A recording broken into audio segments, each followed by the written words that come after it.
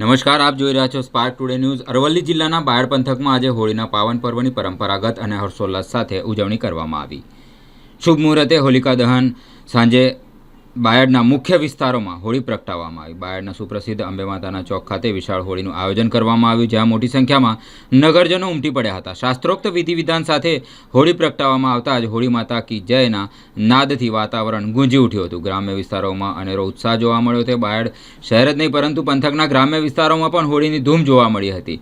ચોયલા અને તીનપુર ગ્રામજનોએ એકત્રિત થઈ પરંપરાગત ગીતો સાથે હોળીની પૂજા કરી હતી। ડેમાઇટ અને ગાબટમાં પણ યુવાનો અને વડીલો ભારે ઉત્સાહ જોવા મળ્યો હતો। સાઠંબા અને સૈયદમાં ઠેર ઠેર હોળીના દર્શન કરવા અને પ્રદક્ષિણા કરવા લોકોની ભીડ જામી હતી। શ્રદ્ધા અને પરંપરાનો સંગમ લોકોએ હોળીના પ્રદક્ષિણા કરી શ્રીફળ, ધાણી અને ખજૂરનું નૈવેદ્ય અર્પણ કર્યું હતું। ગૃહિણીઓમાં હોળીના દર્શન કરી સુખ શાંતિ પ્રાર્થના કરી રાત્રિના સમયે ગ્રામ્ય વિસ્તારોમાં હોળીની ઝાડ જોઈને આગામી વર્ષના શુકન જોવાની પરંપરા પણ ઉત્સાહભેર નિભાવવામાં આવી।